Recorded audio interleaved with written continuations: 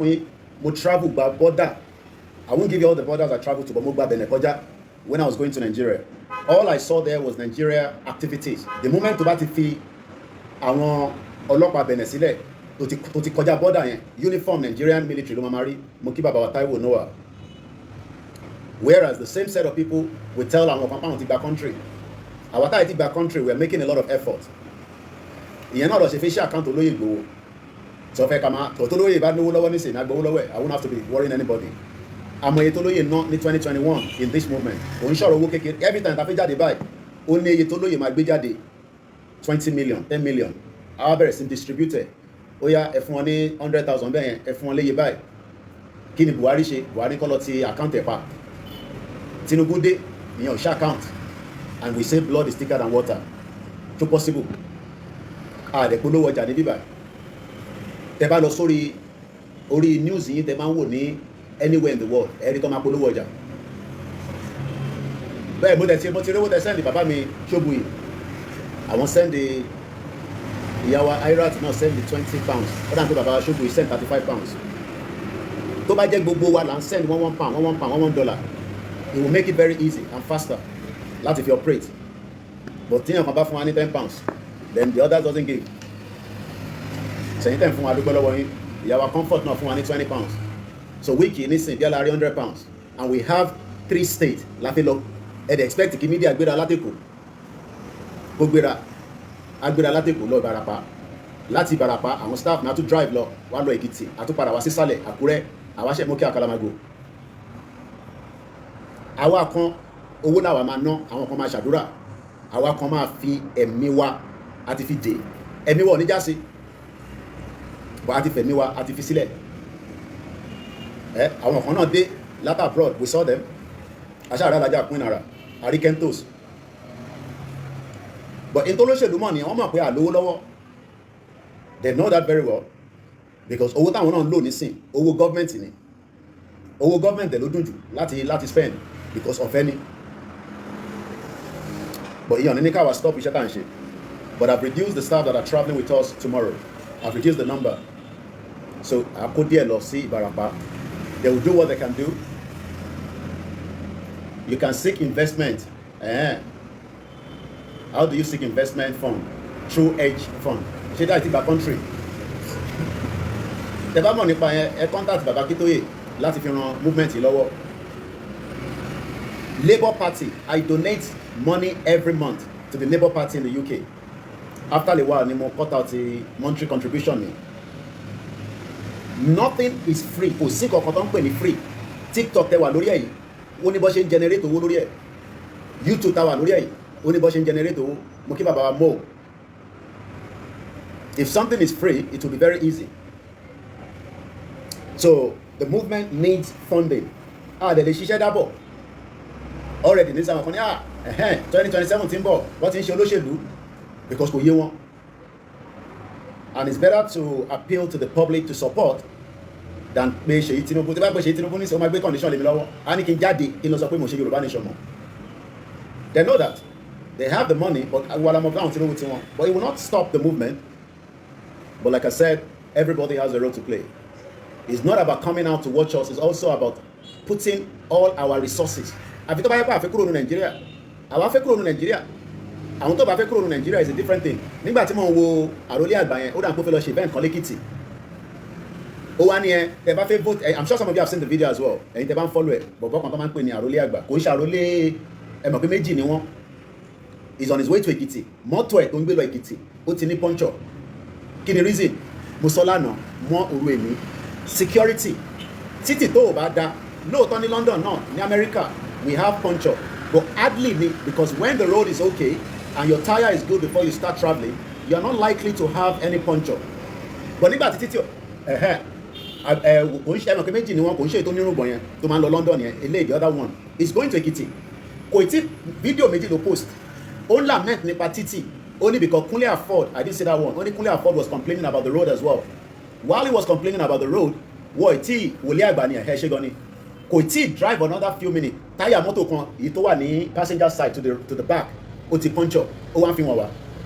The first video yẹn tẹ́ bá lọ wò 2 minutes 40 something seconds ó ní tẹ́ bá máa vote fáwọn èèyàn ẹ vote for electrician tó bá jẹ́ pé iná ló jẹ́ níyà ní state. Every one of them knows the problem. But tó bá lè gbẹnu pé Yorùbá nation ó máa lose endorsement ẹ̀, ó máa lose that part of Nigerianness tó ń support ẹ̀, because èyí tẹ́ ń support àwa nísìn, èyí tẹ́ believe in this vision and the movement ni. Ẹni tó believe in one Nigeria ò ní kówó sílẹ̀ kó sọ pé ẹ ṣe Yorùbá nation. Kí ni kàn wọ́n pẹ̀lú Yorùbá nation? Ṣé Senator Yayi máa kówó fún wa nísìn á ní ẹ ṣe Yorùbá nation? Yayi tó lọ gba transformer lọ́wọ́ àwọn aráàlú tó fún ní transformer.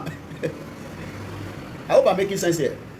Ṣẹ́yìn expect pé olóṣèlú á wá fún wa lówó ó yá ẹgbà kẹ́ máa fi ṣe Yorùbá nation? Kò likely, kò possible.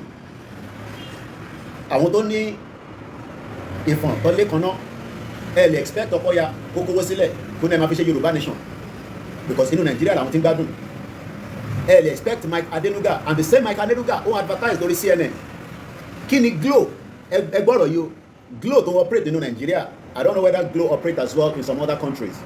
Àwọn tó máa ń send a request àwọn ọmọ ìlú ìmí kí ni kàn pẹ̀lú táwọn sọ mí báyìí àràbù nìyẹn wọ́n dẹ̀ máa send a request wà lórí TikTok, idiot. Àgbọ̀dọ̀ wòye nísìn, why ti Glo Mike Adenuga kí ló ṣe tó ṣe advertise lórí CNN? Do you know how much it costs to advertise on CNN? But I think people automatically assume or believe Moke Olakunle, Chinozo, Imbusi, good morning, only my good friend. I am friend to the Biafra. I am not friend to Peter Obi. Peter Obi is a criminal, just like Tinubu is a criminal. I don't give a toss. You cannot be supporting Biafra and be supporting Peter Obi. It's like somebody supporting Yoruba nation and you are supporting Tinubu. You cannot support the two. You have to have one vision. And I keep telling you, I am not Mayegun. Mayegun is Komobiton law. Mayegun in Scotland. It's going like this, like that. Self-determination, our affair, nothing like restructured. We are not supporting Showore as a presidential candidate. We did that before, even before we started Yoruba Nation. I was part of Yoruba support of Omoyele Showore. Nígbà tó wá sí London. So when all this nonsense, and Igbo, Ton, Nilakayi, all these Igbo people that doesn't believe in Biafra. So the moment you call the attention of Peter Obi, they're going yang, and you see, and some of them you see in Nnamdi Kanu image at their back, and you're wondering, are you Biafra? How can you say you are doing Biafra? You are doing Biafra and you want to support Peter Obi to be president. Even we are not happy, say Tinubu na president. Because Tinubu is not doing exactly what Yoruba people want him to do as a president. So if Tinubu has not done that, Buhari never did that, Buhari don't buy, he don't go. China Peter Obi can't do the thing where we want. That is the problem I'm having with the Igbos. So I say, so we didn't know that Koiki is a tribalist. I am not a tribalist. But I am a nationalist, full-blown Yoruba blood in me, no Igbo blood at all, full-blown. I want Biafra, I support Nnamdi Kanu, I have spoken to him. Most of you never even speak to Nnamdi Kanu. Myself, Igbo. Now, Nnamdi Kanu requests to speak to us, not we. That shows that he saw something in Yoruba people. I want them. We are true lovers of Biafra. This platform is the only one that has endorsed and support Biafra.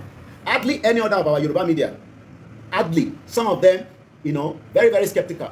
I have come out full blood to say I support Biafra, but I cannot support Biafra and then you tell me to support Peter Obi. We can't support Peter Obi because Peter Obi is a criminal. Oleni, just like Tinubu. Tinubu is a thief. He knows that. Tinubu has a court case. Everybody knows that. So if you're Biafra, you have our support. But if you say you are Biafra and you can't support Peter Obi, which nonsense with that? I support Biafra with my full chest. Igbo support Biafra. Many Yoruba people don't talk about Igbo. Leave Biafra alone. Igbo say no. Now, in Nnamdi Kanu 2021, more than 5 times, we had meeting with him. Now, him request, tell Simon Ekpa, call Koiki, I want to talk to Koiki boss. Igbo. Lágbára àwọn tó láyé tó lọ́run, Ìbàràpá, Sunday, ẹ má tún máa bí question mọ́. Ẹ̀yin ìlànà múra sílẹ̀, à ń bọ̀ wá kí àwọn ọba wa. Security is very important. So, all hail Biafra. All hail Biafra. But don't be Biafra and be telling me, oh, I abuse Peter Obi and that one they say I be tribalist. We support Biafra. Koiki Media support Biafra. 100%. The Hausa indigenous guy, don't add me to their 3 groups. None of them, I don't understand Hausa. One is an international WhatsApp group for the indigenous people. I just joined them yesterday. We will join hand and dissolve this union. Mokinyo Jumoreo, Babawa. Lori TikTok. I am already in contact with him. I won't bring him, make a contact to us. I called him yesterday, pick. He don't drop voice note, I never listen. But he sent me 3 links. Hausa people. I am not talking about Fulani. Indigenous Hausa people that Fulani people chased away in 1806. Orúṣe wá tó wá pọ̀ báyìí. Ó dà pé hit Abẹ́òkúta àfẹ́dé ó fẹ́ pọ̀ díẹ̀ o. So make I put on my fan in case tẹ́ bá ń gbọ́ tí nǹkan dún lẹ́yìn. Àti ní kẹ́ra air condition fún wa. If you buy air condition, the fan will not be blowing too much. So all hail Biafra.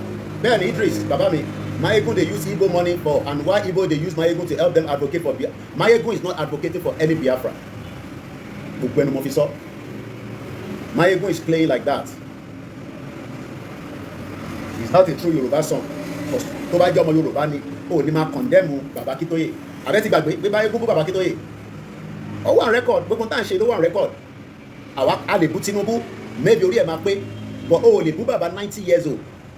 Torí kò fẹ́ control ọmọ Yorùbá, torí wọ́n gbowó wá sọ́dọ̀ ẹ̀. Let's leave that one aside anyway. So, yesterday, if you know your Yoruba, I beg no verse. Na Yoruba platform. So, yesterday, I sọ̀rọ̀ nípa mo kí bàbá ìyá wa Wasilat. Àṣírí ìkọ̀kọ̀ Elédùmarè. Bẹ́ẹ̀ni, Leonard, only thank you so much for your support for Biafra.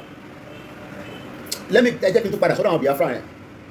If to say una no sell in Nnamdi Kanu, maybe Nigeria for don't break with some of the thing wey Nnamdi Kanu explain to us. It's not for social media consumption. The people wey no sit down with Nnamdi Kanu. Nnamdi Kanu talk to Koiki now. And even on Heritage TV, myself, Nnamdi Kanu, Heritage, and I believe, and Nnamdi Kanu requested that I should be on that show during that interview. Mumu people. Instead of you to support Nnamdi Kanu fully, you want to do Peter Obi, you want to do Biafra. You got to choose one. You can't do the two. Oh, the ladder meji, ìkan ló máa ṣe. Bẹ́ẹ̀ni, ìyẹn kàn fọwọ́ àwọn ọmọ Igbo ṣe ọmọgọ́ ni. I have, Biafra people that are also giving us support every month. At least about 3 of them. Even 2 of them, I don't even know where they. I think one is in Belgium.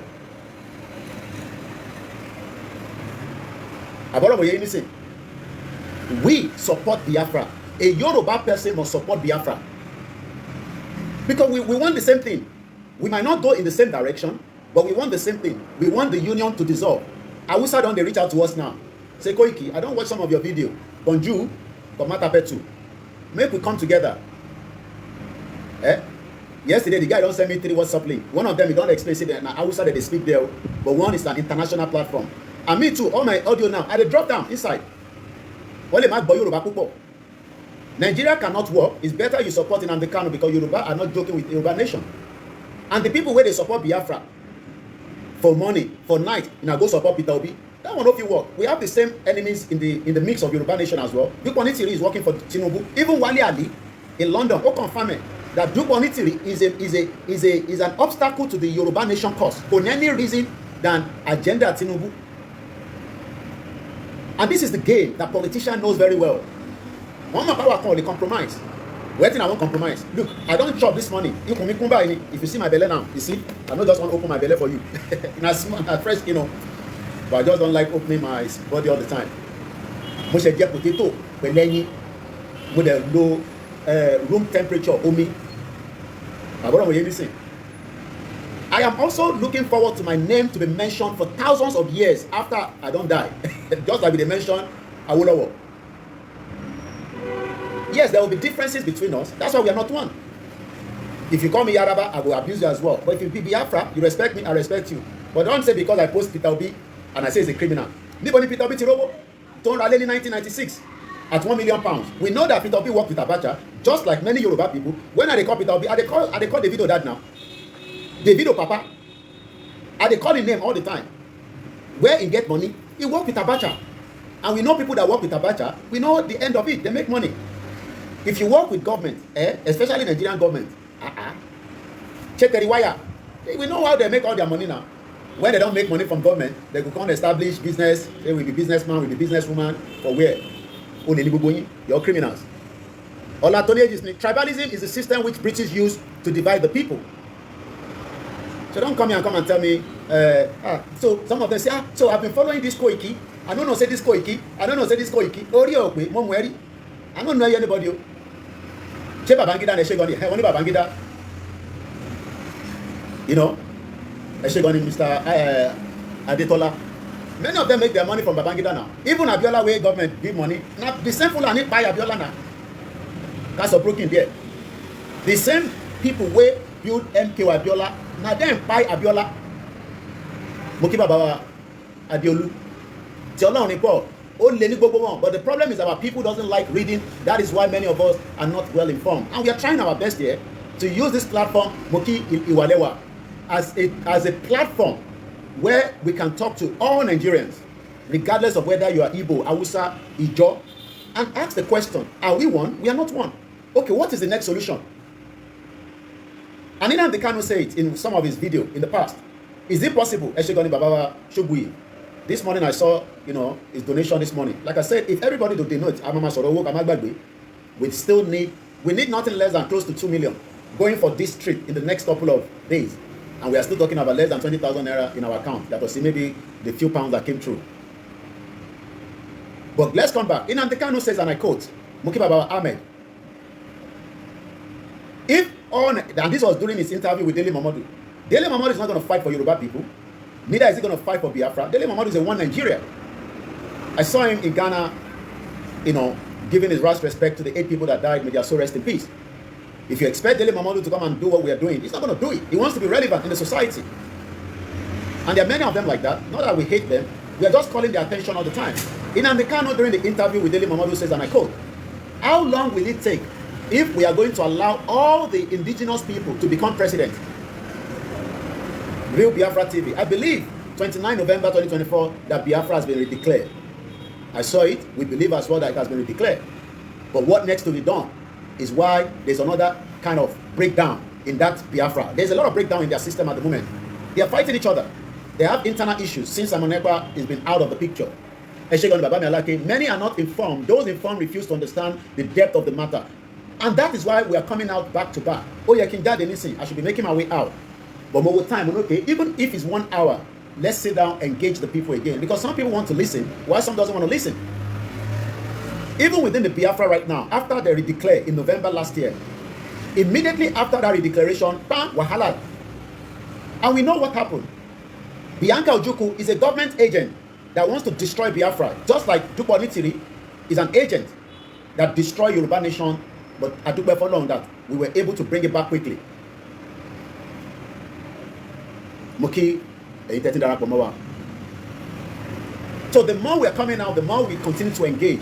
And this is a non-violent movement. And like I said, nobody in the world can charge us, take us to court for demanding, asking for our right to self-determination under international law. Have you ever seen me with weapon? Have I ever come on the live show and say, oh, no. Yes, I can say we would defend ourselves any day, anytime.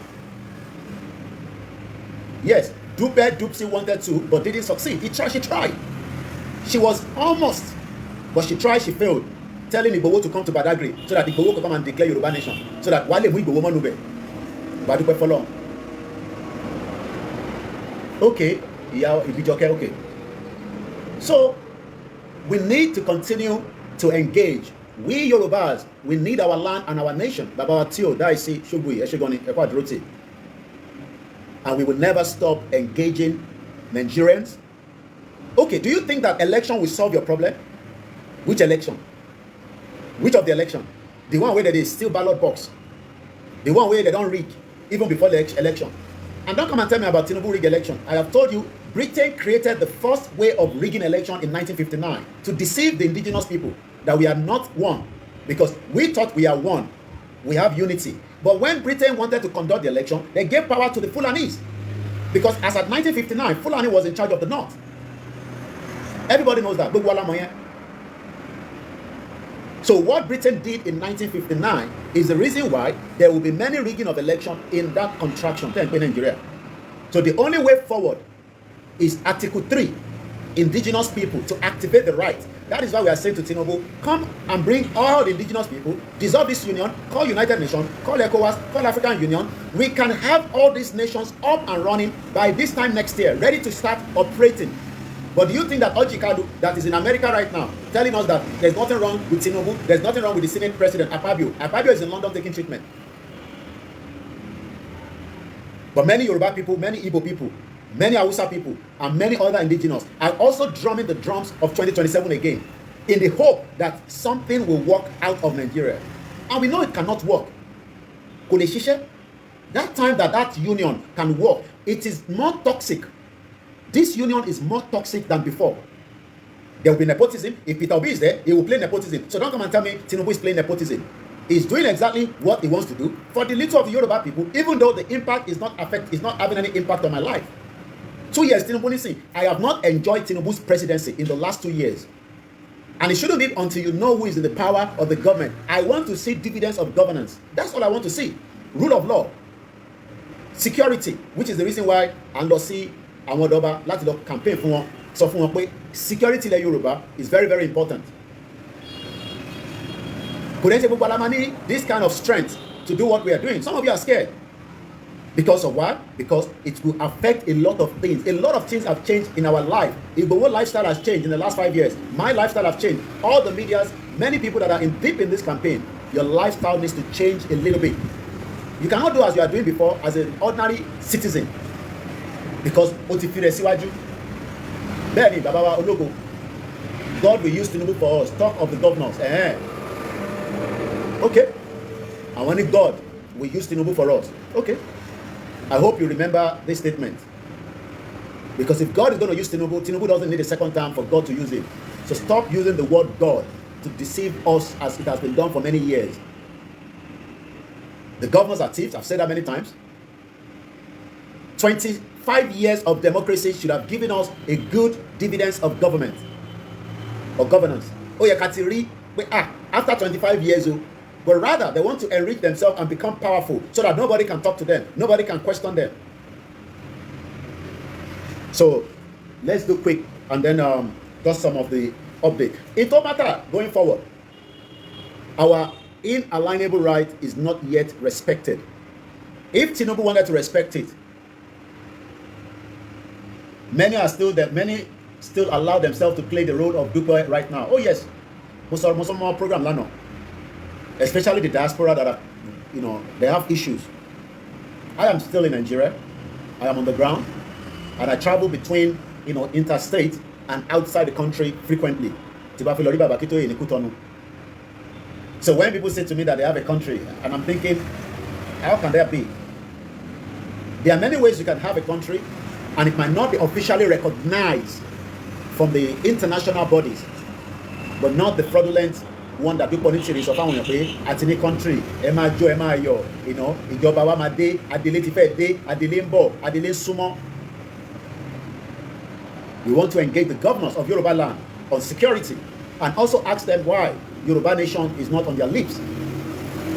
All the governors in the southwest, whether it is PDP 1 or APC, and we have 2 PDP, Adeleke and Oyo State right now, kò sẹ́ni kankan nínú wọn tó ready láti support endorse a Yoruba nation because of Tinubu. Tinubu is the engine in the political arena in the southwest today. And many Yoruba politicians, even if their interest is towards a full autonomy, independent Yoruba country, Oduduwa Republic, they will not do anything until Tinubu gives them the all clear. But Tinubu is playing a double game. That's what I'm just thinking. We were able to get a bit of the picture that Tinubu could not have achieved his presidency the last time, if not the voice of the Yoruba people that stood and said we want a country called Yoruba Nation. He was able to use that with the North. Fair enough. It's part of their politics. But nígbà tó ti wá débẹ̀, must it be that he needs the 8 years tenure to complete the dissolution of Nigeria? That is a complete lie. Anybody telling you that Tinubu needs 8 years to dissolve Nigeria is a fallacy. Anybody telling you that Tinubu needs 8 years to bring a restructure is a fallacy. Nobody. Tinubu would have dissolved Nigeria if he wanted to. Tinubu would have given you a restructure Nigeria if he wanted to at the first tenure. Since the power has been given to him, he will go to the United Nations and call the General Secretary. He will call UK, bring them on the table, He will call the European Union, the African Union. They will come on the round table and say, Nigeria is going through a critical crisis of ethnic indigenous people that are rising up and asking for one thing. The Union of Nigeria that was given to us going into the 1960s is not what we are using right now. And right there and there, Tinubu would have started the process of what they call a restructured Nigeria. That is at this first tenure, not second tenure. But I want to buy down Yoruba sọ̀rọ̀. Those that we speak to offline and online, they will tell you, Baba Koiki, ẹ ṣe sùúrù díẹ̀, ṣẹ́rí tó bá ti di second term, tó bá ti di second term, ṣẹ́rí second term yẹn báyìí, Bákálá, mo kí bàbá wa Yakubu, mo kí bàbá Yawa Anna. Tó bá ti di second term, Tinubu kò máa ṣe kíni, akọ gbé restructure jáde ni, kò lè ṣe kọ́kọ́ nísìnyí ọwọ́ ẹ̀ kákò, kí ló dé tọ́wọ́ ẹ̀ kákò? Ṣé wọ́n fòkùn dé President Bola Tinubu? No. He's intelligent than Buhari. He's intelligent than most Fulani people. All he needs to do is call those that he needs to call that I've mentioned. The United Nations General Secretary, the European Union, British government, America, maybe just to be on the side, on the table. And they would have the meeting anywhere outside Nigeria. And Tinubu will say, we need Nigeria to be restructured back. It doesn't need to go to 2027 and start talking about restructure. All this is a gimmick that politicians knows best to deceive you. So remember today, we will have state police. I was telling people that there's nothing called state police. It's a lie. Tinubu. And we saw about 3 weeks ago, all our kings went to Lagos State. One sort of Nipa, part of the 1999 constitution. First and foremost, you cannot amend something that is a fault. Anybody telling you that we will amend the 1999 constitution is telling you a lie. The constitution needs to be brought down completely, not amended. You can't amend. We have stated this many times on the platform. Many senior advocates of Nigeria have talked about the 1999 constitution. Under that constitution, they want to create a state police. They want to, do we have what it says now that we have a full autonomy of local government? We have 774 local government across the board. Do we have, after 3 years of this government, Charlie, for what's autonomy? Tinubu says to the governor, release the local government fund. No, I think he should be sending it directly to them. But the governor still wants the local government fund to go through them. And when we talk about Nigeria, this country, stop telling me that it's too big. It cannot manage ourselves. Only manage our citizens.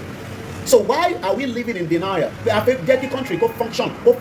When many lives in Ibadan, in Anambra, in Kaduna, in Sokoto, in Zamfara, in Plateau, in Benue, in Lagos, in Ogun, many lives are affected because of these criminal politicians. One more tito, one safun. Rather than us say, this union is toxic, is no longer favorable to anybody. Nepotism is there, bias is there, nobody will enjoy it. Yoruba people are saying, Tinubu did back another tenure. It will give us what we want. Tinubu, I have said it at the beginning of his presidency, divide the military to 3. Straight away. Divide it to 3. Bring some back to the southwest, put some in the middle belt, give some to the north. Anything that is 3. If we have 3 fighter jets, let them bring one to the southwest. We keep one there in Ibadan. Let them keep one in the north. Let them put one in the southwest, in the middle belt. Anything that will make Nigeria, that are the Fulani cabals, that think that they control and own everybody, this would have been resolved if Tinubu has break those arms. So, and this is why we are still where we are today. So just on the nutshell before we go, because it's not a big broadcast, Awata believe in the movement. Accelerator. Our legs must continue to stay on that accelerator. There is no time to brake, because the moment you brake, they are ready to penetrate. We keep our leg there.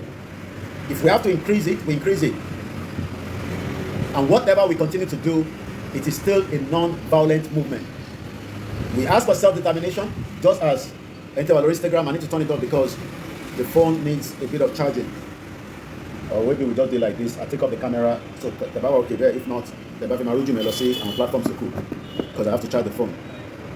So let me say, we are not going to back down because of Tinubu. Neither are we going to back down because of our kings. Neither are we going to back down because of our politicians. Let all Yoruba sons and daughters, we are taught at the very structure. The only option right now is a full autonomy to take back. They cannot manage the country, but they keep on pretending that they are in control. Another very good point there. I want to only manage the country. They are pretending They are giving us false hope day in day out. Every day ọmọ Yorùbá máa jí á máa sọ pé àsìkò yẹn ń bọ̀ tá máa gbádùn, àsìkò yẹn ń bọ̀ tí ilé ayé máa rọrùn fún wa, àsìkò yẹn ń bọ̀ ká padà sí èdè wa àti sọ English tó pọ̀, àsìkò kan ń bọ̀ tí gbogbo ẹ̀ máa níyanjú, and everybody knows that that is a lie. Ibiti Oro òun ló ń pè bẹ́ẹ̀. Àsìkò yẹn kò ní dé o. Kò ní ṣe gbogbo èèyàn ló máa ní access láti lọ sí ìlú òyìnbó. Kò ń ṣe gbogbo èèyàn. Gbogbo èèyàn kan ni wọ́n máa fún ní visa tó lè lọ gbé ní abroad, tá a máa ṣiṣẹ́, tá a máa rówó fi ránṣẹ́ sílé sáwọn ará ilé ẹ̀. Gbogbo gbàtà bá dẹ̀ ń fi àsìkò ṣeré, like I always say, time waits for nobody. Aago kò dúró de ẹnì kankan. The more we are staying longer in the union, the more the threat to our lives. But I pray and hope that millions of Yoruba people that are telling lies will agolele listen. For every time we waste our time. I don't know how old you are. I know how old I am. Gbogbo alamo how Babangida in their 30, up to his old age, have made use of Nigeria. Abdusalam Abubakar, Yakubu Gowon, name them. They were all in their 30s when they enjoyed Nigeria. We are already in our 40s. We are still struggling inside a one union called Nigeria. You are also in your 30. There is no direction in your life. Kò sí direction nínú ilé ayé èmi àti ẹ. Má fojú wo pé torí mo ní mo ti jẹ oúnjẹ láàárọ̀ yìí, kò sí direction, because mo lè take a risk then you take nínú Nigeria if I am meant to live there permanently. I can't. Ó ti pọ̀ jù. Eléyìí tá wá gbé ní bíbá gan seventeen, I'm managing it and struggle ni. I can't live that kind of life. I can't live in a life where nínú ìlú tó ń gbé ẹ̀rù á máa bẹ̀ ẹ́ for many reasons. Kò ń ṣe pé torí à ń ṣe Yorùbá nation. Many reasons. Many of you knows what I'm talking about. A lè continue ilé ayé bẹ́ẹ̀ yẹn. Mo kí ẹ must be. A lè continue ìgbé ilé ayé tá à ń gbé yìí. A gbọ́dọ̀ sọ òtítọ́ fúnra wa. And àsìkò dúró. Mo wo arákùnrin kan tí ó ń ṣiṣẹ́ ní Ilé Ifẹ̀, archaeologist ni. Ó wà lórí Twitter. I don't know whether some of you are following him. I saw a post of him this morning. Wọ́n wo bí a calabash ni àbí kankan tó dig, tó excavate láti ilẹ̀. These are dating back to 9th century ago. But until we realize ni pé some of us doesn't want a country. We like how the movement is not pushing forward, while those that are also disturbing their mindset about the criminal politicians. By the end of this year, January, full-blown campaign will start happening. Emari fila ADC, Emari umbrella PDP, Emari balẹ̀ APC.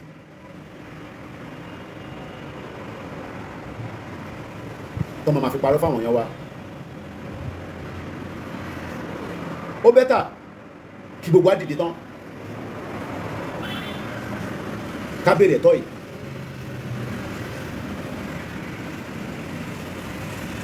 Nothing will ever work. It is easy for the diaspora to keep share our diaspora, including myself. We can analyze from now till thy kingdom come, and that will be the same way Nigeria will be. That is what we are good at, because that is the mentality of the kind of training that the West has given us. But when the West were coming to Africa, they were really very violent. Nobody condoned violence. But nígbà táwọn òyìnbó dé, gbogbo wa la mọ̀ pé jàgídíjàgan ló fi ṣe gbogbo tó ṣe. But now wọ́n wá sọ fún wa nísìnyí pé ẹ ṣọmọlúàbí, ẹ má ṣe báyìí bí àṣà bàbá tí mo lọ bá níjọ́sí. Jọjọ ẹ rántí ọ̀rọ̀ bàbá yẹn náà ti pẹ́ ní Britain. But nígbà tí Britain wá sórí ilẹ̀ wa, Britain ò ṣe jọjọ war ní Britain bá wa ṣe. Kò sí sense of belonging as ọmọ Yorùbá mọ́ lórílẹ̀ wa. Àwọn òyìnbó tó dé, àwọn ò ṣe jọjọ bẹ́ẹ̀ mi ṣe bá yín sọ nísìn back to back. Gbogbo ohun tá a ṣe sùn, mo fẹ́ lè sọ pé aago 4 bí aago 3 la ṣe sùn. Ká tó parí program, ká tó palẹ̀mọ́, ká tó ṣe, ká tó mọ̀, ká tó tún sọ̀rọ̀ díẹ̀díẹ̀, òun dẹ̀ tún gbé wa lọ. Ẹni tó bá dẹ̀ ti sùn, ó ti dòkú o. ó dìgbà tó bá tún jí sáyé ló máa mọ̀ pé ó yẹ kí n gbọ́ àdúrà pásítọ̀ wòlíì kinní kan ó yẹ kí n kí àsùbá. Ẹni tó jí sáyé ló ń kí àsùbá o. Ẹlòmíì fẹ́ jí sáyé mo kíyàwó kó drama. Ẹlòmíì náà fẹ́ jí sáyé báyìí.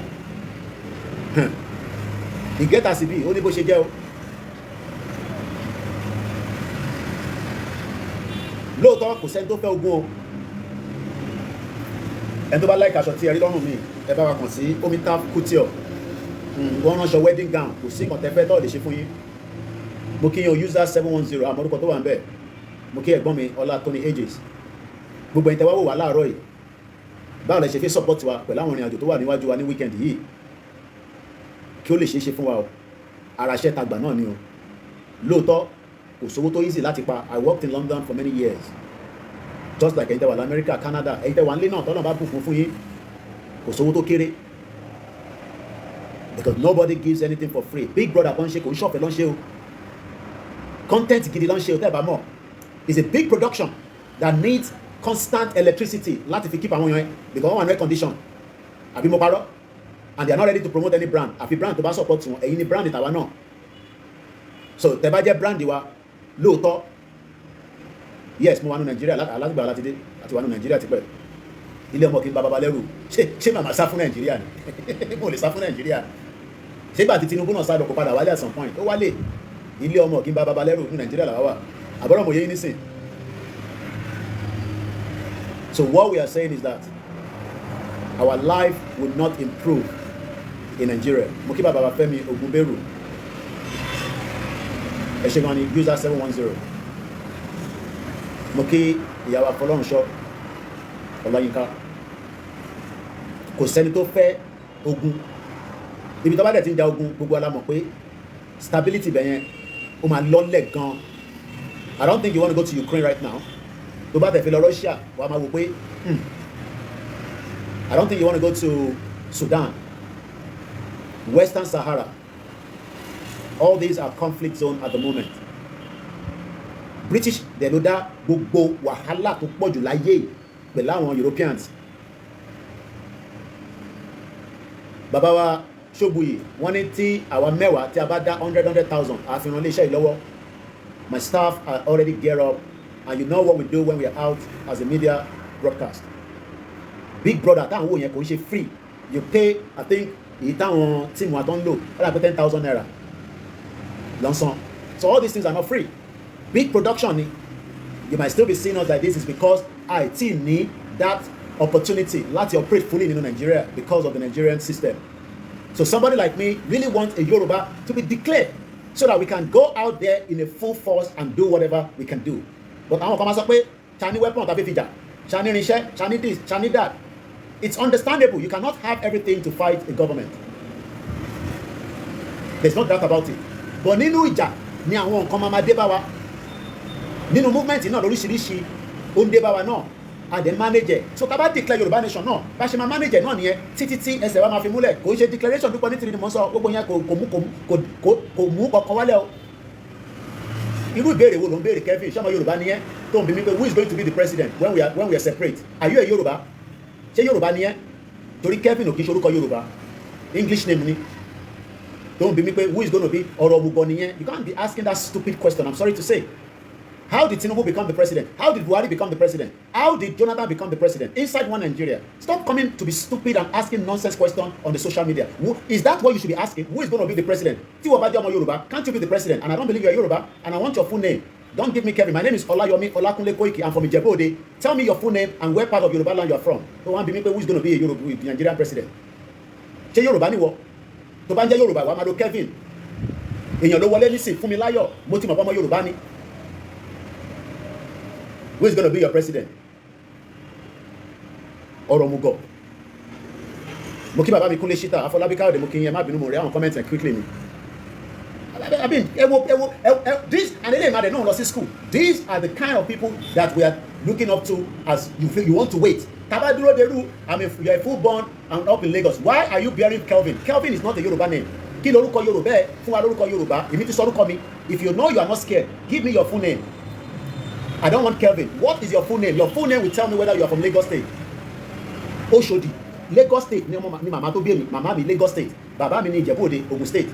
Give me your full name. Kí ni surname ẹ? Kelvin is not your name. So tí wọ́n bá jẹ́ ọmọ Yorùbá wàá máa béèrè lọ́wọ́ mi pé who is going to be the president tàbá separate. Ìgbà tó separate Tinubu tó jẹ́ drug dealer kò di president mọ́ yín lọ́wọ́. Àbí kò ṣe drug dealer. Owó drug, anybody that receive drug money is a drug dealer. Ó ṣe pé mi ni mo pè bẹ́ẹ̀. Kéèsì Tinubu wà ní Chicago kò kúrò níbẹ̀. Being a president doesn't mean that his record has been thrown away. His record is there. I am not abusing you. I have asked you 3 times now. You refuse to give us your name. And you say you are a Yoruba person. Why are you scared? Keep on Beleru. Nobody's going to come and attack you. And answer conversation. And you can come in and send an invite. I'm asking you a question. Okay, one of the boys is always looking for attention. Okay, what's in Mweda? That's how you go to different platforms. Oh, Shama Yoruba, you are not from Lagos State. If you are from Lagos State, you will be proud to give me your name. You say you are from Lagos. Lagos is going to come and be proud. Give me your son name. I am proud from Ijebu-Ode. I am a proud Omo Yoruba nationalist. I love Bola Tinubu. I've never met him, but I'm asking him to dissolve the union. And if he refuses to dissolve the union, we will continue to address and call him out.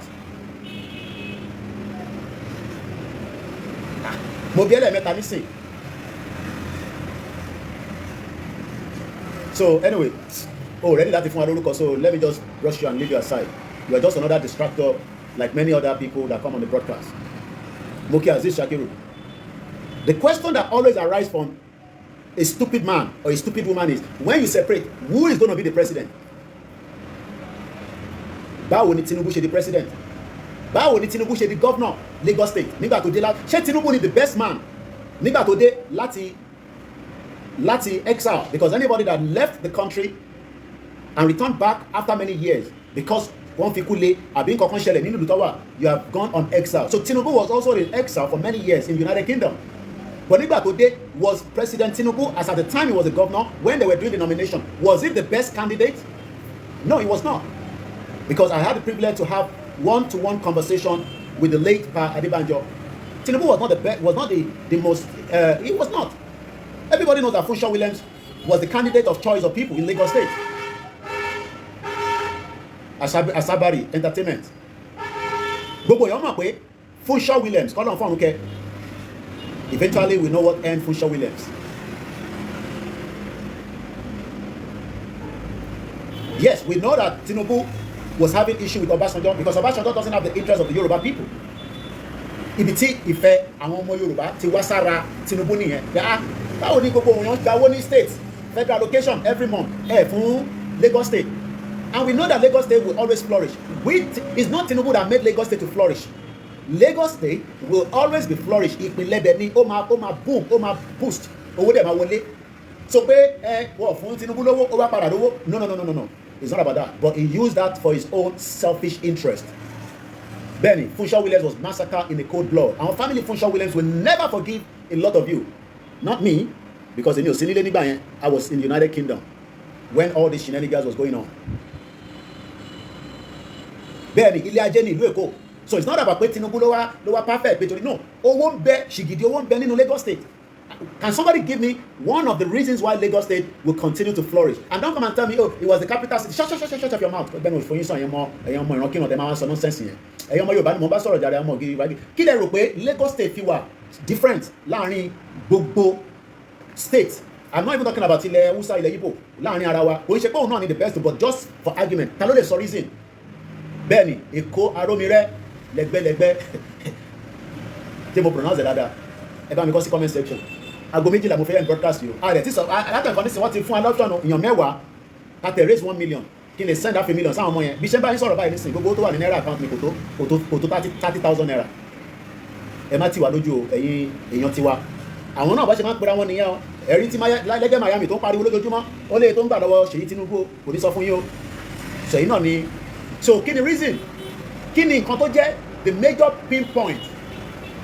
Ẹ ṣeré B25 ẹni pé mo ti ń pa àwọn èèyàn dáre àwọn ọmọ Èkó tó fi sọ̀rọ̀ tẹ́lẹ̀ wọ́n ní Koiki ọmọ Èkó dáadáa mo ń ṣe ọmọ Èkó màmá mi lọ́mọ Èkó ẹnìkan ní the Lagos seaport kámádẹ̀mú airport ṣe rí omi tó ń bẹ ní ṣé Atlantic la máa gbé àbí ṣé mo right you see that Atlantic so Atlantic ocean àbí Atlantic water ẹ bá mi kọ́ ẹ mọ̀ pé mi ò lọ sí school because of the sea omi yẹn ní ẹ bá wà fàkáǹtì síta ọpẹ ẹ bá mi kọ first bank ẹnìkan jáde kọ́ kémi náà tẹ̀lé pé síta fáwọn èèyàn a máa láti gba owó láàárọ̀ ìka tó lẹ́jọ́ Atlantic ni omi yẹn góńgó ni now ta ló wá mọ tó wà lábẹ́ omi yẹn èmi ò mọ but ta ló mọ tó ń bẹ ní abẹ́ omi tá à ń pè ní Atlantic yẹn ta ló mọ̀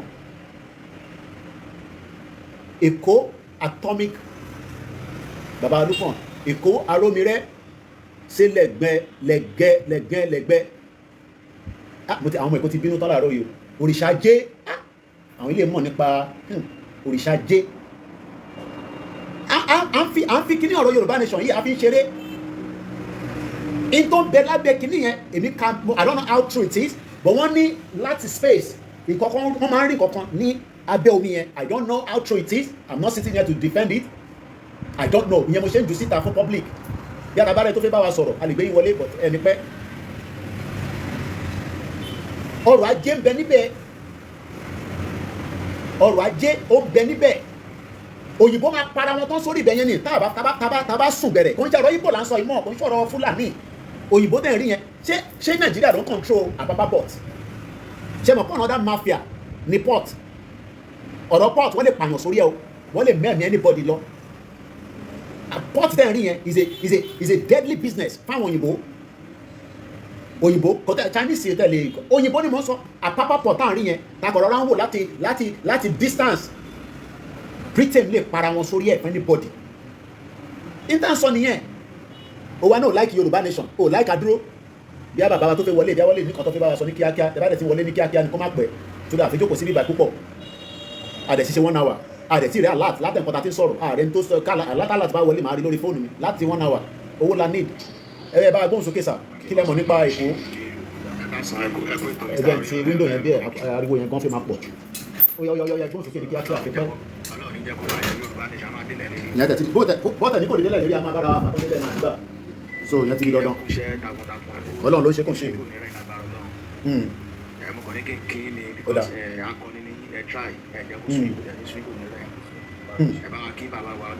Ìgbòho ṣá irúmọlẹ̀ nìyẹn Elédùmarè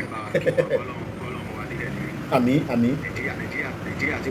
Nàìjíríà ibo lẹ́nẹ̀ wáyé Iraq kẹrí pé ti bá ìrọ̀lẹ́ pa Iraq lẹ́wà Ọlọ́run gbọ́ àbẹ́rẹ́ ìṣẹ́ lanúlẹ̀ ìlú àti òdà ìlú àti òdà ẹni sùúrù sà ẹ̀ṣẹ̀ débẹ̀ ni àná lẹ débẹ̀ àbí. mo ti lò 3 years. ẹ má bínú sà èdè wo lẹ ń sọ náà. hello. èdè Arabic wọn ni ṣùgbọ́n kò jọ Arabic wọn ni wọ́n sọ but sábà ń sọ broken English ìran dáadáa kaba ìmọ̀ra wọn. Ọlọ́run Elédùmarè Ọlọ́run jọ wọ́n láì ní máa gbé gbogbo wa padà wá sílẹ̀ wa máa gbé wa padà wá nítorí máa mú wa lẹ́mìí pé a fẹ́ padà wá sórí ilẹ̀ wa la máa ń ṣe yìí àwọn èèyàn ló péré là ń ṣe ẹ̀rọ pé torí owó ta ní kẹ́ wá fún wa nítorí máa mẹ́mìí wa ta lè fi padà wá sílé ẹ̀mí èèyàn gbọ́dọ̀ fẹ́ sọ lóòótọ́ ẹ̀mí àwọn kan fẹ́ wà níta ẹ̀mí àwọn kan fẹ́ padà wá sílé ẹni ṣẹlẹ̀ wà sà. bẹ́ẹ̀ni ẹnu sẹ́nu wa. ẹja fi ilẹ̀ ẹ ṣe gan ni. Ọlọ́run ṣàánú fún wa. àmín. náà bá ti gbòmìnira nísìnyí a máa padà sílé. òun náà ni mò ń sọ kò sí nǹkan tẹ́ máa ṣe ní Iraq kẹ̀ o ẹja ilé tó ká màmá Iraq kí ló ń ṣe níbẹ̀ intanet yẹn ṣe ní Iraq yẹn ṣé kò lè ṣe ní Lagos State nǹkan ti ṣe wá chief coach ó yá kọfí bá wa sọ̀rọ̀ hello Mr. Koiki. baba ẹ káàárọ̀ sà. ẹ káàbọ̀ sà. yes èmi ni message ní ìfọ̀sọ̀gbà ní kòkòrò ní last time. ok ok ẹgbọ́n sókè sà. Ọlọ́run á gba Yorùbá fún alágbọ̀rọ̀ náà àwọn tí ò dẹ̀ ti wọn tí ò ti ọlọ́dẹ kó yé wọn nítorí pé nǹkan tá à ń sọ ó ń dàbẹ́ ní pé ó ń kúrò létí ẹlòmíì ó ń kúrò létí ẹlòmíì ṣe understand Ọlọ́run rẹ̀ kí ojú wa la èmi tí mo bá ń sọ̀rọ̀ yìí I open a no very big company in Nigeria as I'm talking to you today sir nítorí insecurity and everything lè ṣẹ́ níbẹ̀ yẹn mọ́ báyìí mo ní farm gàrí ibiṣẹ́ gàrí tó gbóni Logun State. If you check my profile, this is my second account. If you check my main account, you know who is talking to you, sir. Agboye. You know the Yoruba nation, we are all together, we have a group here in Italy. Stay in Italy. Because of insecurity, as I'm talking to you now, I want to get my farm, one little farm more. we close that place down as I'm talking to you. And some people will come, just in the middle of everything. If you about this security, tí wọ́n pa àwọn èèyàn nínú farm, àwọn tá a ní jẹ́ kí ibi farm kan wà gan. Sometimes a máa mú ọlọ́pàá tí n bá lọlé, mo máa láti lọ mú sójà tó máa tẹ̀lé mi dé farm mi ni. I'm talking about Ọbáfẹ́mi Owódé, òun farm. Go and check chief coach. Go to my main account. Chief coach. Ẹ lè sọ̀rọ̀ báyìí kẹ́ wá parọ́ lórí social media. Kí lè fi gain. Now, kí ló ń sọ àwọn táwa nílò òyìnbó? Mr. Koiki, I swear my thing, I've never think wanted to stay in abroad. Nigeria is, for me, Yoruba nation ni àjọ fún. Because we want, you know, a very good state, a very good country. Tomorrow serve our citizens, but Nigeria, we are talking this every day. How many years now? Let's come together. Like take Yoruba nation work. But when customer man sọ pé kò lè work, kí ló dé tí ò lè work? That's the question. Kí ló dé tó lè work? We are promising you, personally me, just give me 1 year. Mo ń bọ̀ lẹ́yìn kí ni mo ń ṣe lóyìnbó? Kí ló wà lóyìnbó? Máa jí láàárọ̀, máa lọ síbi iṣẹ́ máa padà sọ lálẹ́. A fẹ́ ṣe the same thing yẹn náà. Àná mi sọ pé ṣé tá bá tílẹ̀ bá dúró dáadáa ká tẹ́rù bà mí tọ́lẹ̀ máa ṣe gbogbo nǹkan. Bó bá jẹ́ hòtẹ́ẹ̀lì tí mo ṣiṣẹ́ London náà ni, mo ready láti ṣiṣẹ́ ní hòtẹ́ẹ̀lì nílẹ̀ Yorùbá. Kọ́lẹ̀ máa sanwó fún mi, kí lè máa gbégbé àlàáfíà títí tọ́lọ́jọ́ dẹ̀ máa fi dé kẹ́mi wá gùn. Iṣẹ́ náà èèyàn kan ló wà ní Iraq nísìn, èèyàn kan ló wà ní ó dìyàn méjì báyìí. Àwọn tó wá náà wọn ní bí àwọn èèyàn gbọ́n tó ń sọ kí lè gbé dáadáa síta. Wọ́n náà wọ́n ní farm tí wọ́n ti abandon project yẹn abandon project kò sẹ́ni kan tó ń lọ insecurity ara tó lóye sọ nìyẹn o. Ara àwọn tó lóye sọ lélẹ́yìí o. You will see chief coach. My company was registered. We registered company me. If you check my profile, you will see chief coach Career International Career. You will see it there. My company was registered in Nigeria. I supply all over anywhere. But as I'm talking to you today, because of insecurity, I'm talking to you today. The place has been closed. I'm talking to you today. Now, I just want to look at them. I want to say the Yoruba nation will work. Just answer this one question. Just come out and give me the reason. Just one question. Yoruba nation will work. Every reason. Now bá governor jà, bá politician jà. Ẹ jẹ́ kí gbogbo àjọ come together. Ká gba country. Kó dẹ̀ ṣe constitution. Ẹni tí constitution bá sọ pé lè contest again. Kó lọ contest. Nígbà sọ ni ó dà gbogbo owó tẹ ti gbà tẹ ti ní àgbà lọ́wọ́ yín àti yáfì ẹ̀ gbogbo owó tẹ rí nígbà Nàìjíríà ilé lẹ́ni ni àti fún yín. Ẹ jẹ́ ká start. Ẹ jẹ́ ká reset button yìí. Arákùnrin tó ń sọ̀rọ̀ yìí. Ẹ̀dùn ọkàn ló fi sọ̀rọ̀. Ẹ̀dùn ọkàn ní kéèyàn jí láàárọ̀ kó mọ̀ pé òun ní business kan níbi kan tó dẹ̀ ṣiṣẹ́. Ẹ wá sọ pé kò lè work.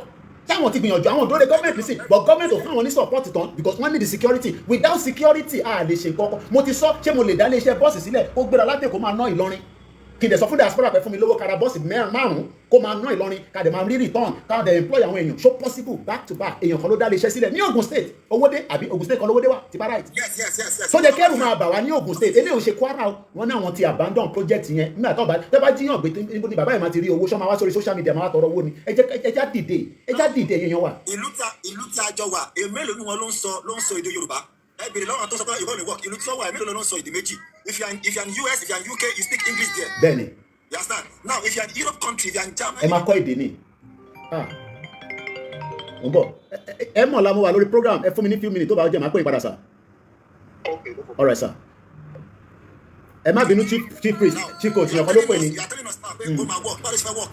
Now this is my message to everyone mo fẹ́ sọ fún everybody ní àárọ̀ ẹjọ́ tó lọ lọ́wọ́ gbogbo èèyàn tí ó bá ń Yorùbá nation lè work ẹ̀yin nìyẹn ó kọ lọ́n because the stress that you are passing in Europe is too much. The stress is too much. I have been living for the past 10 years now tí mo ti wà ní báyìí. The stress is too much. Yes, I can look at the Ari. Oh, Lenga, Europe, there were. To what I like US and anywhere. A lot of salary. Mo ṣe ẹ mọ̀ pé èsì lórí program lánàá mo ní mo sọ ń jẹta náà mo sọ lánàá farmer kan ní Nàìjíríà tó bá gbé Nàìjíríà ṣiṣẹ́ ó jẹ́ kó lè ràn yàn lọ sí Canada pẹ̀lú 70 million yàn márùn kó lọ train wọn kó dá padà but nígbà tẹ́ ẹ̀ jẹ́ kó rí owó ń bẹ nínú farming but bàbá yóò rówó nísìnyí kò rówó because ibi tó yẹ kó ti rówó kò sí security lórí ẹ̀ wọ́n lè jẹ́ kó wá gé orí àwọn èèyàn. Millions of money at the end of the day everything is closed we spend millions of money we spend millions of money machine is there all my machine is there big machine that's my vision. Go check my page you will see what I'm talking about of course ẹlòmíì ẹ̀kọ́ jáde máa ní ẹ̀kíní kan nítorí kò wọ̀nyí létí ọlọ́run ẹ̀kọ́ jògbó àwọn ọkùnrin àgbọ̀dọ̀ lọ but we are talking about not because of the pain that we know the pain tó ṣẹlẹ̀ lára àwọn tó wà ní Europe èló là ń rí ìbá àrí millions pọ̀ èló là fi some bills àtúnlọ́mọ ní family ìbá alọ́mọ táwọn lọ school àdé ẹ̀dọ̀ dídé èló ló ṣẹ́kù sí ẹ lọ́wọ́ àyàtọ̀ Yorùbá nation lè work ẹ̀yin tẹ̀wá ní díẹ̀ ó kù yóò kọ́ lọ ọlọ́dẹ bàbá alọ́ ìlàgbọ́dọ̀ lọ. Àmì òun náà ni ẹ ṣe ẹ bá ń kí àwọn ọmọ ọdún wà níbẹ̀ yẹn ṣẹ́ríta bá ti ṣí láyìn báyìí ṣẹ́ríta ìbílẹ̀ márùn kó dùn ẹ̀gbọ́n tẹ èèyàn méjì ọ̀tọ̀ọ̀tọ̀ èèyàn pè láti Iraq kọ́ ló ti ja ogun tí àwa sọ fún Tony Blair tí gbogbo wa jáde ta sọ fún Tony Blair pé má lọ ja ogun pẹ̀lú George Bush ẹ̀wọ̀n tó sọ Iraq dé ọmọ Yorùbá wa gbéra ó fi ilẹ̀ Yorùbá lẹ̀ ó fi Oǹdó lẹ̀ ó fi Ògùn sílẹ̀ ó fi Kogi Kwara Lagos Ọ̀ṣun Èkìtì ó wá gbéra kó tẹ̀ tó wá lọ Ẹdó ó wá lọ jókòó sí 5 minutes ló kù because 12 o'clock àfi panu ẹ̀ BS2 ẹ bá ṣe ń wọlé ní kíákíá a sì ń sọ̀rọ̀ lórí Èkó yẹn ẹ máa gbàgbé ẹ ràn wá lọ́wọ́ ẹ jọ̀ọ́ the last 10 minutes Azeez Gbadé ṣeré ó ní nice caller I feel your pain ó náà feel pain ẹ̀gbọ́n mi olórí owó Miami ó ń sọ fún ẹ tí kò gbé kẹ́ ṣe sùúrù ẹ̀dùn ọkàn ní tí ẹ̀gbọ́n yẹn sọ gbogbo aláfẹ́ invest ẹ bá gbọ́n sókè BS2 àbí B2S ní kíákíá. ẹ̀rà sà ẹ kú ètò sà. Ọlọ́run tó kò ṣe mi o mélòó lètò àyẹ́ ti di dandan without the any. àmín olórí àdúrà gan ni. jẹ́ ohun tí láti tó kó lórí ọ̀tẹ̀ ìtọ́sọ́nsì ọ̀rọ̀ ńlá ni sà. ọ̀rọ̀ ó wọ̀ mí lára kódà mo sáré lọ sí gbogbo lẹ̀kùn yẹn ó bẹ́tà kó rú mú mi kì í ṣanra kí n má ṣe tán. bẹ́ẹ̀ ni sà ṣẹ́ni kò wá tó wá dùn mí tó. bí a nẹ́tíwọ̀kì wọn àgbọ̀n yín mọ̀ bàbá. àwọn tó wà lókè òkú. ó lè jẹ́ wọ́n receive call. B2S láyìn yẹn lọ in and out. ti Nàìjíríà ló ń gbé tara wa tààtúwá yes àwọn tààtúwá jẹ́ ìṣù ara wa ṣẹ́gbọ́n mi sà. mo ń gbọ́ nísìnyí. tààtúwá jẹ́ ìṣù ara wa tààtúwá ń kó bára wa gbogbo ló dùn mí fún sà ṣẹ́gbọ́n mi sà. àti ń gbọ́ dáadáa nísìnyí mo fẹ́ ti jáde ṣí gan ni mo kí ní Maryland. àti ń gbọ́ yín ẹ máa gbọ́ àyè à ń gbọ́ yín. so mo ní jẹ́rí Nàìjíríà ló dùn mí fún jù àwọn ará Nàìjíríà ló dùn mí fún jù torí pé àwọn tí yàyí jẹ ọmọ láò kọ́ bí ara sí nǹkan tí àwọn èèyàn ń pariwo Yorùbá nation àwọn tí yàyí gbọ̀ngàn jẹ àwọn tó kàn gbọ̀ngbọ̀ngbọ̀ngbọ̀ngbọ̀ngbọ̀ láò gbé ọpọlọ wa kalẹ̀ káàmọ̀ pé kí ni opportunity fún láti di òmìnira wa Bàbá Koiki nǹkan tí Nàìjíríà ń sọ lọ́wọ́lọ́wọ́ báyìí sà kì í ṣe nǹkan kékeré ẹni tó gbà ló gbà mọ̀ Nàìjíríà ti di ìlú jẹ́ pé nìsín a ò mọ lọ́wọ́ fọmọ a ò fẹ́ mọ tálákà mọ́ ìlú ìtiwájẹ́ kẹ́kọ̀ọ́dì wájẹ́ kẹ́kọ̀ọ́dì wá sẹ́ńtì nípò àwọn olówó gbòòrò kò lè sùn lórí ọ̀rọ̀ olè fẹ̀dọ̀ sórí òru sùn mọ́ àwọn tálákà gan àlè rìn láàrin ìlú mọ́ àti jẹ́ ti nira ẹ̀rí àwọn ọ̀dọ́ mo ti tọ́ ní sìn I finished my school since 2019 sà kò síbi tí ìwà apply iṣẹ́ sí. mo rí àwọn èrò kan ní Àbújá lánàá mo mọ̀ bí àná ni wọ́n náà fẹ́ apply fún iṣẹ́ tẹ́ bá rí èrò ní kinní kan wíwáhì mo ní fóònù yẹn náà. ilẹ̀ sọ yìí.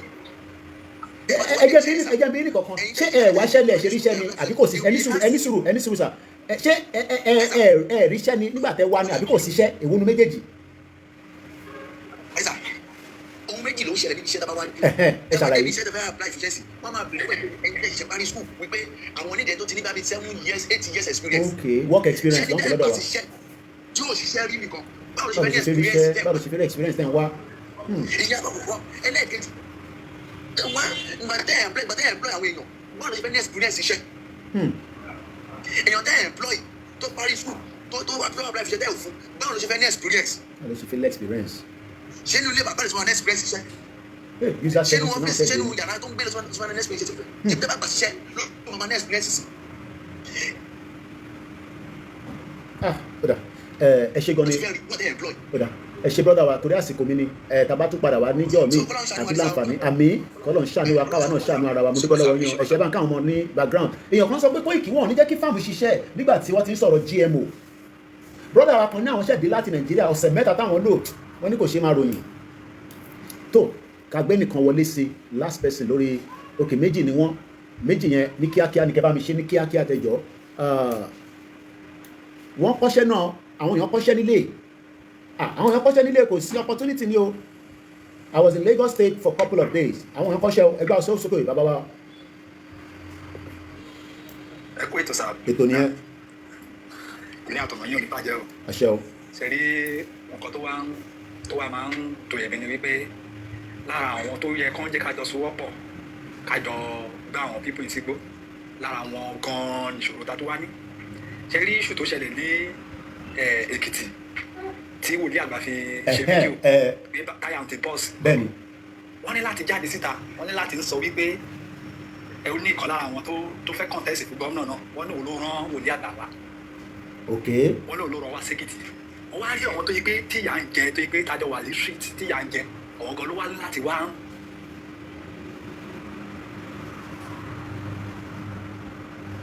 àgbọ̀n yín mọ́ o. bọ́ọ̀lù ṣe rí. ok. ẹ ṣàmúsọ fún yín ní last time wọ́n ní gbogbo ọ̀nà ó ti bàjẹ́ lẹ́kìtì kò sí ọ̀nà kankan mọ́. I saw that ní February nígbà tí a gbé bàbá lọ sí Èkìtì ara ro ṣége sí mi lára kò pé bàbá kí tó yẹ gan ọlọ́run bàbá yẹn ṣe máa ń lè. tí mo fi lọ ṣiṣẹ́ kan ní eré àkókò yẹn so now lẹ́yìn ọ̀nà tó lọ Àkúrẹ́ ẹ̀sìn àtẹ̀lé tó lọ Kwara àwọn méjì yẹn ló bẹ́ẹ̀ tàn sí.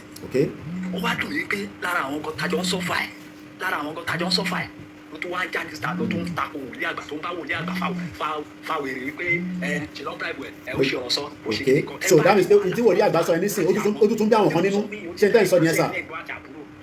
mo wá wò pé kí ni mentality àwa Yorùbá gan-an kí ló ń dààmú. so tí bá gbọ́ yé dáadáa àwọn kan tí ń bá wòlíì àgbà jà nísìnyí torí pé ó jáde pé títí ò da wọ́n ti complain already pé opposition ló ran kókó wá sọ bẹ́ẹ̀. in fact nǹkan tí wọ́n ti bá fà láti àná ó ti kọjá bẹ́ẹ̀ ṣe ó rìlíìsì ṣáàtì wọ́n tún tẹ́tì ẹ̀ wọ́n ti lọ ń tẹ́tì ẹ̀ tí ó dẹ̀ ṣe tó dẹ̀ jẹ́ pé lára àwọn tó ń tẹ́tì ẹ̀ lára àwọn tí ebi jọ ń pa wá nínú ìlú ni. jẹ́rìí hàn ara tá à ń sọ nìyẹn. wọ́n wá $1 $2 tí wọ́n máa fún wọn ní ìgbà ìbò.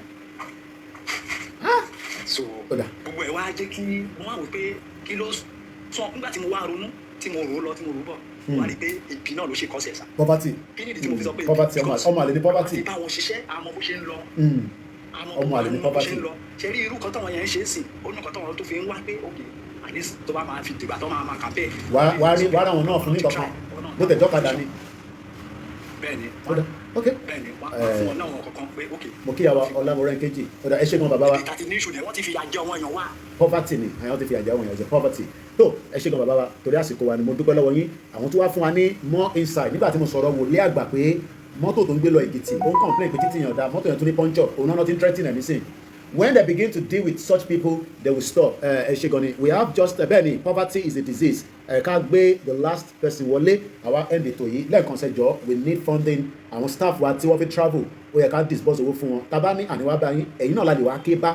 Torí àlè lọ ké bá lóṣèlú. Wọ́n ní fún wa. Kò sí gọ́fúnà tá a máa pè ní sí wọn ní dáwà lóhùn. Wọ́n ní Yorùbá nation ni mo ṣe. Ẹ bá gbóhùn sókè bàbá wa Adédèjì. Ẹ̀yin náà lè máa bá wa fi ohun gbẹ̀yìn. Àwọn èèyàn ní Lagos State. Ìdí tí Lagos ṣe wà unique. Òun ni Atlantic Sea yẹn. Omi yẹn gangan. Òun ni gbogbo wọn fẹ́ kú lé lórí omi yẹn náà dẹ̀ ni Usman Dan Fodio kíkọ̀ fi rán wa létí oníbẹ̀rẹ̀ òun máa dípò Kùránì sí òun ti kú lóòótọ́ o but àwọn ọmọ ọmọ ẹ̀ àwọn ni wọ́n wà ní gbogbo ìsàlẹ̀ tó ń gbọ̀n kadà tó ń pretend báwọn nífẹ̀ẹ́ wa àárín ọ̀tá la wà o ẹ bá gbóhùn sókè ká tó máa lọ ní kíákíá ṣé sà. àmín àmín. ṣe rí nǹkan tí mo fẹ́ sọ ni pé mo fẹ́ pe àkíyèsí gbogbo àwọn ọmọ Yorùbá àtàtà àti àwọn àtàwà ní outside tá a sọ pé yes Ọlọ́run máa gbà fún wa bẹ́ẹ̀ ni Ọlọ́run máa gbà fún wa but ìgbàgbọ́ láìsí iṣẹ́ òkú ni o tá a bá tọpọ lọ́wọ́ àgbà fún wa tí good journalism bá ní pé ká fún òun lówó kó o lè ṣiṣẹ́ sí tá a bá fún lówó tá a dáwó sí mẹ́wàá ọ̀ràn mìíràn báwo lọ́lọ́run ṣe fẹ́ gbà fún wa Ọlọ́run ti fún wa nílẹ̀ wa already tí wàá ní pé ká contribute so that ká lè rí gbà everybody tó wà ní outside ẹ jẹ́ ká contribute so that ká èló ní owó ká fẹ́ contribute ká bá contribute wá náírà wá $1 gbogbo wa ó máa dín nǹkan tá a bá kó jọ èèyàn máa ń rìn tó máa ń san owó nù èèyàn lè fowó síbi kan kó máa rántí ibẹ̀ mọ́ èèyàn lè lose so many things but eléyìí àmọ̀ pé ogún ìbí wa ni ìrọ̀dínà wa ló máa jẹ́ ẹ jẹ́ ká contribute sínú journalist tó wà òkè tó máa bá wa jà fún ẹ̀tọ́ wa táwa náà dẹ̀ máa support yẹ àti mẹ́wàá ọ̀rọ̀ ìrìnyàn ká contribute owó síbẹ̀ tá a bá ń dá owó yẹn lọ́sọ̀ọ̀sẹ̀ àbí ní oṣooṣù kò sí bó ṣe wù kó kéré mọ́ tó bá ti wá dé parí oṣù yẹn kọ́kọ́ gidi ló máa ti àdè máa fi ṣe nǹkan ẹ ká gbé ẹ̀sìn àgbẹ̀ ti ṣe àgbà kan ṣe rí ebi tẹ́bí bá ń pa èèyàn àwọn tẹ́bí ń pa ilé tó bá tọ̀ táwọn bá fún ọ lóúnjẹ wọn máa jẹ́ bọ́tà àtàwọn làásà ìtàbá ti lè fọwọ́sowọ́pọ̀ ká gbárùkù tí Yorùbá nation yẹ ajá Oòduà nation yẹ o wọn máa rí gbà ní agbára Ọlọ́run ṣe fún wa bó tábà tí ń forúkọ Ọlọ́run sí káwọn náà ká máa support yẹ. bẹ́ẹ̀ni ẹ ṣe gan thank you very much mo máa dúpẹ́ lọ́wọ́ tó endorse tó support bẹ́ẹ̀ni bàbá wa young wọ́n ní we need fundraising ẹ tó pè mí lẹ́ẹ̀kan ní Káyọ̀dé Ẹmọ̀lá the deputy bàbá Akíntóyè mọ̀mọ́ tó pè fún we are working constantly gbẹ́sẹ̀ kúrò ní break bàbá wa ní àwọn sì ní ọ̀rọ̀ kan táwọn fi bá wa sọ ní gbólóhùn ẹ bá wa ṣe ní kíákíá torí pé omi tá máa fi wẹ̀ gan ó ti wà ní balùwẹ̀ torí ìrìn àjò tá lè fi rìn ìrìn àjò tá fi travel kékeré ni ìrìn àjò kan lè kéré náà nínú Nàìjíríà bíbá náà so ẹ bá wa ṣe ní kíákíá mo ní láti dìde báyìí by end of this month ìyàn kan ní Koiki àwọn máa fi kan ránṣẹ́ sí wa ẹgbọ́n sókè sà. fún àfikún sà fún àfikún gbogbo ọmọ Yorùbá nípa ibi tí bàbá wa Adédèjì tí wọ́n ti sọ̀rọ̀ last náà ni mo ti fẹ́ sọ̀rọ̀ nígbà tí àwọn ìránṣẹ́ Ọlọ́run tí òun ṣe orílẹ̀-èdè ni wọ́n fẹ́ gbà tí wọ́n sọ wípé kí wọ́n donate $30 billion wọ́n donate ẹ̀rú ẹsẹ̀ kí ló wá ṣe àwa ọmọ Yorùbá owó yìí wà lẹ̀ ẹ sọ̀pọ̀tì wa náà ẹ̀kọ́ nídìí orílẹ̀-èdè làwa ń sọ wípé afẹ́ gbà ẹ ràn wá lọ́wọ́ àwa ò sọ pé afẹ́ fi kọ́lé àsọ pé afẹ́ ilé ẹ tó bá tẹ ilé tí bá pọ́tọ́ bá wọn kan ní mo ti kọ́lé mo fún wọn mo dáṣe ẹ lọ gbà ọ̀dà ẹ ṣe gan ni bàbá wọn ní kẹrin iléeṣẹ́ wa lọ́wọ́ ẹ yẹ gbọ́n sókè. so nípa ìdí èyí nígbà tí ẹnìkan ní ká jáde síta ní pé ká ran ìjọ lọ́wọ́ pé wọ́n fẹ́ renovate ìjọ àwa sọ pé a fẹ́ gba orílẹ̀-èdè tó yí pé tó ti máa fún wa níjọ́ ẹ̀ ọjọ́ ọ̀la ayọ̀ àti ayọ̀ ayérayé mà ní orílẹ̀-èdè everlasting is an everlasting one ẹ bá wa support ẹ ràn wá lọ́wọ́. ó níyàn méjì tọwọ́ endorse àtẹ̀yìn àròyìn ni o. wọn náà wọn bẹ̀ yín ní àṣàkọ abẹ̀yìn ní àṣàkọ torí pé a gbọ́dọ̀ release owó fáwọn ọmọ yẹn lọ́la kọ́ tirẹ̀ po sí mọ́tò wọ́n lè bẹ̀rẹ̀ ìrìn àjò yẹn àwọn náà máa tẹ̀lé ra wọn convoy nítorí security àdẹ̀fẹ́ kí wọ́n dárìn gbogbo àwọn náà ládẹ̀ mọ bí ọ̀rọ̀ Nàìjíríà ṣe rí so pavilion ti pè mí òun náà máa gbéra látẹ̀kọ́ so àfẹ́ káwọn staff mi tó máa gbéra látẹ̀kọ́ tó ń lọ Ìbàràpá ẹ̀yin tí ẹ bẹ̀rẹ̀ kí ló ń ṣẹlẹ̀ ní Ìbàràpá bẹ́ẹ̀ ni lágbára àwọn tó ní ilẹ̀ Yorùbá lábẹ́ bàbá wa àwọn Professor Akintoye lábẹ́ àwọn ìfẹ́lódún àpapọ̀ àti gbogbo ọmọ Yorùbá lọ́tún lọ́sẹ̀ bàbá wa Ìgbòho-ṣà wọ́n máa kí àwọn ọba ní Ìbàràpá ní on the 17th ìjọ Sunday èdè ní Friday Jímọ̀ lónìí Jímọ̀ àlùbáríkà gbogbo ibi tí wọ́n ti máa kí Jímọ̀ ní orígun mẹ́rẹ̀ẹ̀rin àdúrà wa gbà àwa tó oníṣẹ̀ṣe náà àdúrà wa gbà àwa kìrìsìtẹ́nì àdúrà wa gbà àwa ń takò ẹ̀sìn ní bíbá so mo kí gbogbo alágbára Ọlọ́run so bí mo ṣe sọ ní Sunday 17 Ìbàràpá méjèèje will be completely shut down for the arrival of Dr. Oloye Igboho as he continue to ask for his freedom.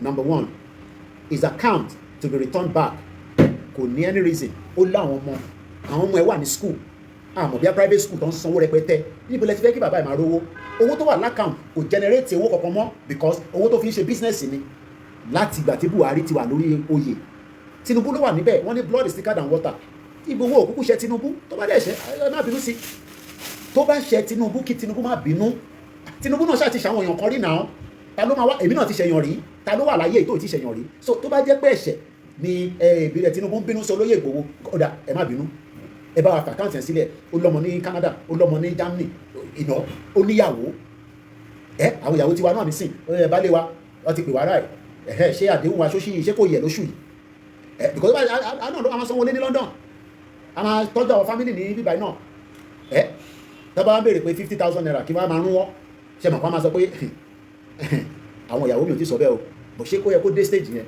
so Tinubu ẹ bá wa release kí Ìgbòho tẹ̀ rówó yìí lò kó fi lè tọ́jú àwọn ọmọ ìyẹn ó di méjì ṣé wá ní tó jẹ́ pàtàkì sí gbogbo wa òun ni chief coach tó sunkún sí láàárọ̀ yìí torí ẹ̀yin tẹ́ ń sọ pé ṣé yẹ kí Ìgbòho wa bẹ̀rẹ̀ sí lọ bá àwọn ọba ẹ̀tútù dé 2027 tí ń bọ̀ ẹjọ́ ẹgbẹ́ mi síbi kan chief coach Ogun State ní state mi kódà mo ready láti lọ ṣiṣẹ́ fún chief coach tó bá yẹ pé security wà níbẹ̀ ní 20 kila wálé tí mo fẹ́ lọ sí tí mo lọ kọ́ bá pẹ́ kò ṣe pé mo fẹ́ lọ ṣe was it 2017 either 2017 èmi wà ní kọ́ bá pẹ́ local government rice project la fẹ́ ṣe àwọn rice ti ilẹ̀ wa yẹn kí ló máa ń pè rice yẹn ọ̀fadà plan ni pé tá a bá gbìn kò ń ṣe ní Nàìjíríà láti fẹ́ tà á gbé dé London ní àpò àwa lọ package ẹ̀ gbogbo àwọn iléeṣẹ́ tẹ̀ ń rí yẹn mo fi dárúkọ wọn gbogbo wọn pátá London lọ ti brandi product wọn máa rà ní àpò lọ́dọ̀ tí yín ní Nàìjíríà tó bá dé London ẹ mọ̀ pé London gbogbo nǹkan máa fresh plastic ọmọ fi sílẹ̀ ìtàwọn ọmọ Pakistan yẹn ṣe nìyẹn tó fi dolówó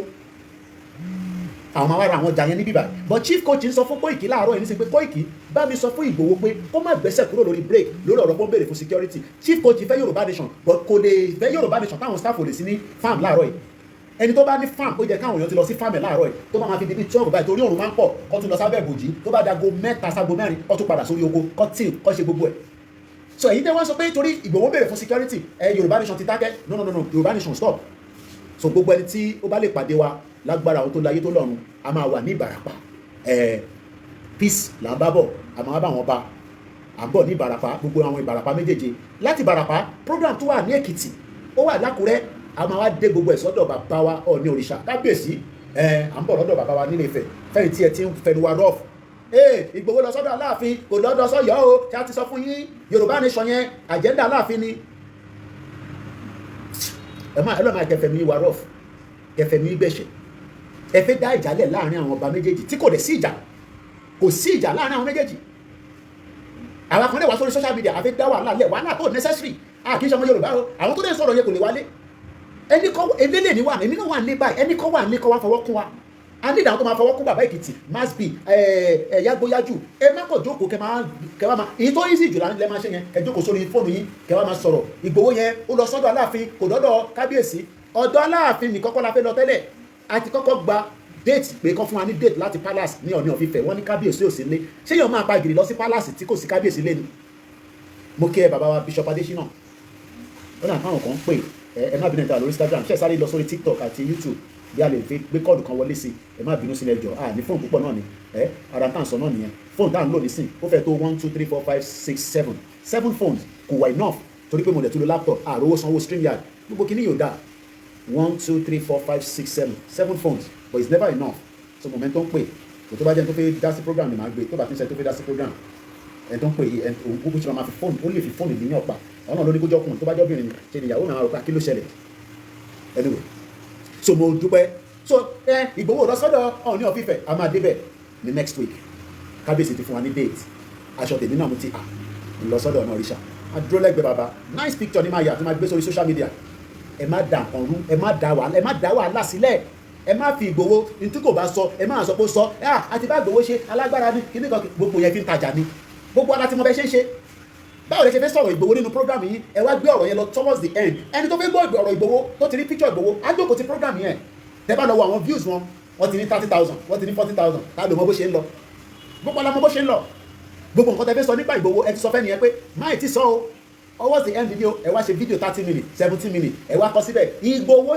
ṣe ìyàgbẹ́ tán Ìgbòho ṣe kúrò ní Germany Ìgbòho èmi àti ẹ̀ àjọ ẹ má ṣe bẹ́ẹ̀ mo kí ẹ ọkọ ya Fọláyan I gotta go now torí pé omi ti wà ní bathroom kémi náà lọ bomi sára ìrìn àjò wà ní ẹsẹ̀ wa àwọn kan ló ṣe lè ní 2021 tẹ́ bá rántí nígbà covid ẹ rántí ẹ ti gbàgbé àwọn tó ṣe dókítà yẹn tó ṣe mo láǹfààní ní ọdún yìí ni mo ṣe láǹfààní àti rí wọn ẹni tó ń pè ní bí àwọn ènìyàn bá wa sọ̀rọ̀ ní kò sí àlè gbé fóònù wa ní tẹ́ẹ̀bà tí mo studio number by now anyway I gotta go now thank you so much we will not take our leg from the accelerator it's almost 2 hours program as well this morning we hope that many of us will understand that self-determination kò tako Tinubu kó jókòó kó bá wa sọ̀rọ̀ lórí round table ká yanjú ọ̀rọ̀ yìí parties of union ní kólúkálukú máa bá tiẹ̀ lọ kò ṣeé ṣe ìrọ̀lẹ́ pa àwọn kan ti gba country nínú the last 10 years àwa náà lè gba tiwa tí àwọn tó wà ní power nílẹ̀ Yorùbá tó bá come together tó ọ̀rọ̀ tara wọn nìkan tó bá jẹ́ kọ́ ọ̀rọ̀ ti gbogbo wa once again have a very blessed day màtúpàdé probably over the weekend but the staff are moving ẹ ràn wá lọ́wọ́ I might not have the time to come out again before tomorrow ẹ jẹ́ ká disburse owó fún wọn kó lè tètè bẹ̀rẹ̀ ìrìn àjò wọn lọ́la so that ó má jẹ́ pé mi ni máa dá wọn dúró and we will only do what we can do with the little resources that we have. God bless Yoruba people. God bless you all. God bless all our leaders in the movement. Self-determination is a right. A kì í ṣe ọ̀tá Tinubu. Ìwọ ló ń rí wa àsọ̀tá Tinubu. Ẹ sọ fún bàbá Tinubu kó fi Ìgbòho sílẹ̀. Freedom or your wanted kúrò lórúkọ ẹ̀. Kò ń ṣọ̀daràn. None of us are criminals. Tinubu also ran out of Nigeria when Abacha wanted to take his life. Tinubu ò lè pa gbogbo ọmọ Yorùbá torí à ń béèrè fún Yorùbá nation. Ẹ̀mí tó wà lára ẹ̀ náà ló wà lára tèmi. Ìjọ kan lẹ̀mí yẹn máa jábọ́. À ń bẹ Ọlọ́run ni kó fún wa lẹ́mìí gúngún àtòhun àtàwa kí Fúlàní má dẹ̀ rí pa títí tó máa fi gbé sílẹ̀. Torí El-Rufai wọ́n fi gbẹ̀mí Tinubu bó ṣe wà yẹn short man devil we might not like Tinubu we don't pray for his life to be taken tó bá dẹ̀ wá sọ pé òun ò fẹ́ gbọ́ ẹ̀mọ́ the next thing is up to him God bless you all bye for now. ẹ bá mi pín ó tún jọ mẹ́ta tí mo ti ṣe program ẹ bá mi fọ́ ètò ìsíta ẹ bá wà gbàgbé gbogbo èyí tẹ́ bá fẹ́ bá mi rajà ẹ wò ó ọjà ti ṣe kíni ó yapa ẹ jẹ́ kí n tún tàn kámẹ́rà ẹ jẹ́ tọ̀ rẹ̀ yìí oh sorry ẹ bá bínú ti wà wípé kámẹ́rà mi ní kọ́fà lẹ́yìn owó ní ọjà yapa tẹ́ bá tún wo inú lọ́hùn ọjà wà ń bẹ̀ tẹ́ bá tún wo inú báyìí ọjà ló kún gbogbo ẹ̀ yìí ẹ wá bá mi rajà kódà mi títún ọjà tán mo ṣẹ̀ṣẹ̀ àárẹ̀ ìjọjà ni ẹ jọ ẹ wá patronize mi ẹ̀yin ìyá mi ẹ wò aṣọ lẹ̀ ń wò yìí aṣọ lẹ̀ ń wò lóríṣiríṣi yìí aṣọ lẹ̀ ń wò yìí bẹ́ẹ̀ bá ṣe fẹ́ wọn sí ni ẹ jẹ́ patronize Lady K Ìfẹ́ Olúwa show o ẹ patronize mi ẹ bá mi rajà o àwọn ọjà nìyí ẹ̀yin ìyá mi ẹ̀yin bàbá mi lọ́kùnrin lóbìnrin gbogbo ẹ̀ ló wà available bẹ́ẹ̀ bá ṣe fẹ́ wọn sí ni ẹ jẹ́ patronize mi ojú òní tí o ẹ ní ṣubú fọ́tayọ̀ o ẹ̀yin tẹ́ bá fẹ́ walk-in wá rajà ẹ free ẹ walk-in wá tí bá ti arrange ìtàn sìn màá tún ṣe fídíò everybody máa rí dáadáa ẹ jẹ́ wá bá mi rà o òun mọ́ mi táyé òkè wá bá mi rà o aṣọ ni mò ń ta yìí tẹ́ bá fẹ́ walk-in wá ẹ free ẹ walk-in ẹ wá wo fúnra yín ẹ má wá sílé mi ẹ má ṣe kò sí yẹn mọ́ nísìn gbogbo ẹ̀yin ìyá mi ẹ̀yin bàbá mi tẹ́ bá fẹ́ mú ojú ajá ẹ má bínú o mo try láti hang fóònù yẹn padà ni kíní yóò fẹ́ dúró ẹ má bínú mo fẹ́ hang fóònù padà so aṣọ tọkùnrin wà tóbìnrin wà àwọn fine aṣọ àwọn aṣọ tó mú yes bákan náà spiritual store wa náà ìyẹn náà ti wà available ọ̀tọ̀ ní spiritual store ẹ̀yin tẹ́ bá fẹ́ ra àwọn nǹkan tẹ́ lè lò fún nǹkan àdúrà ló ń gba agbára kámẹ́rà padà ẹ lè máa rí mi padà ẹ̀yin tẹ́ bá fẹ́ ra àwọn spiritual items náà ọṣẹ àánú ọṣẹ ìṣẹ́gun ọṣẹ àṣínà gbogbo ọ̀nà tó ti dí kó là gbogbo ẹ̀ wà bí mo ṣe máa ṣe nì tí bá fẹ́ ṣe program gbà mí máa ṣe nínú spiritual store tí bá fẹ́ ṣe gbà mí máa ṣe nínú wig store jewelries oníkálukú ti ní àyè títí ẹ̀ so ẹ̀yin tẹ́ bá fẹ́ rà ẹni tẹ́ bá fẹ́ rà ẹ fi ó máa clear dáadáa sí kò sí àfúnpọ̀ ọjà mọ́ kò sí yẹn mọ́ nísìn so màá display àwọn jewelries màá display ní gbogbo ẹ̀ àwọn aṣọ náà display lóríṣiríṣi àwọn àdìrẹ gbogbo ẹ̀yin mọ́mì mi mo ti lose contact àwọn kan tí mo sọ fún pé táwọn àdìrẹ bá ti dé àwọn àdìrẹ ti dé mi ò tí ì já but mo máa já gbogbo ẹ̀ léèdè bá tẹ̀ ti yí sí gbogbo ọjà tó ẹ̀ṣẹ̀ dé kẹrí so àwọn àdìrẹ ti dé like 6 box ló dé àwọn àdìrẹ fáfáì style lóríṣiríṣiríṣiríṣiríṣi gbogbo ẹ̀ náà ti ṣe kí ni ó ti wà lẹ̀ then èwo ló tún kù product iléeṣẹ́ TL Natural Herbal ìyẹn náà wà nílẹ̀ ó wà nílẹ̀ èwo ló tún kù àwọn pọ́ọ̀sì náà ó wà gbogbo ló wò ní Lady K ẹ ṣàánú mi ẹ bá mi rajà ẹ̀yin tẹ́ bá làwọn èèyàn sí Canada ẹni kọ́ wọ́ọ̀kì lọ sí store Lady K African store tó bá gọ́gùn ẹ̀ á gbé wọn wá fún wọn ní location mi Lady K African store tẹ́ bá ti gọ́gùn ẹ̀ ó máa gbé wá tí ó bá dẹ̀ gbé wá ẹ pè mí lórí kíní màá sọ ọbẹ̀ ṣe máa dọ́dọ̀ mi màá sọ fún yín 76 Wentworth Street òun ni mo wà South ní Amity ẹ wọ́ọ̀kì wá sínú shop ẹ wá rà kọ̀tẹ́ bá fẹ́ ẹ mójú yín wá ẹ̀yin tẹ́lẹ̀ wà l'Amẹ́ríkà ní UK ní káàkiri all over the country tẹ́ máa ń bá mi rajà ní France náà àjọ ṣe fídíò kan gẹ́gẹ́ bá ṣe máa ń ṣe máa gbé fóònù máa fi hàn yín ibi tá àwọn jewelries sí ibi tá set àwọn wíìgì sí ibi táwọn aṣọ wà máa fi gbogbo ẹ̀ hàn yín and spiritual items store náà odidi store ni mo ní fún spiritual items because iṣẹ́ mi dá mi lójú gbogbo àwọn tó ra spiritual items lọ́dọ̀ mi wọ́n testify gbogbo ogun tó halẹ̀ mọ́ ayé wa tó lòun ò ní jẹ́ ká rọ́nà lọ ilẹ̀ alánú á gbé ogun náà mi á máa gbé gbá ọpẹ́ gbogbo ẹ̀yin tẹ́ ń fèsì one or two things either lórí ọmọ lórí ọkọ lórí ara yín gangan ẹ pè mí àwọn nǹkan tẹ́ máa lò tí gbogbo ọ̀dọ̀ yín máa ṣí tí gbogbo ogun yẹn máa ṣe wà available kò sí country tí mi ò lè send the spiritual items sí bó jẹ́ France ni bó jẹ́ Holland ni àwọn ibi tí mo ti send sí nìyẹn bó jẹ́ Spain bó jẹ́ Germany any country ẹ̀yẹ name it ẹ̀yẹ ṣáà ti pè mí àjọ sọ̀rọ̀ tó bá jẹ́ nípa ti spiritual items ni ẹ pè mí àjọ sọ̀rọ̀ má dẹ̀ send àwọn nǹkan tẹ́ máa lò tí gbogbo nǹkan tó já yín láyà tó gbomi jẹ́ lójú yín yẹn tí gbogbo ẹ̀ máa ṣe kéde tó máa dópin Jésù lọ́ba títì la wà express la fèsì owó rèé express la fèsì títì la wà so ẹ jọ ẹ patronize mi ojú òní tí yìí o ọ̀tá òní yọ̀ yìí o ẹ ṣàánú ọmọ tí ò níyà o ọmọ 10 bàbá 10 wá ń jẹun o ẹ ràn mí lọ́wọ́ ẹnu ti gbẹ o kò sí kankan lẹ̀ ẹ wá rajà o ẹ ṣàánú mi o ẹ ní gbégbá bára láyé yìí o ẹ wá bá mi rajà o ọjà ni mò ń tà o Yorùbá nation náà kẹ̀dẹ̀ ni no going back ni no retreat no surrender no retreat no surrender a ní store fún African food náà but kò tí ayé ò tí yọ láti lóòdù ọjà síbẹ̀ so African food ń tiẹ̀ store ti tiẹ̀ wà but mi ì tí ìrajà sí mi ì ní parọ́ fún yẹn mọ̀ pé mi ò parọ́ mi ì tí lóòdù ọjà sí àwọn wọ̀bọ̀ ọjà tí mo takù ló sì wà bẹ́ẹ̀ àwọn bíi gàrí èlùbọ́ mi gbọ́dọ̀ pé wọ́n ti fẹ́ kó tán àwọn ará Amẹ́ríkà ti pè mí fún èlùbọ́ ọ̀gẹ̀dẹ̀ tí mo ní so mi ì sọ pé èlùbọ́ wà àfi tí bá ṣètù gbogbo wọn bí ìdẹ̀ tí ìráyè láti ṣèdí àwọn ọjà but as látọ̀la lọ I will be free láti attend sí gbogbo àwọn customer but ẹ pè mí o yìí ò ní kẹ́ má pè mí o ẹ pè mí kẹ́ wá rajà o mo fojú náà bẹ̀ yín ojú òní tì yìí o tẹ́ bá ti pè má bá yín pààkì ẹ̀ má bá yín ṣe ìdẹ̀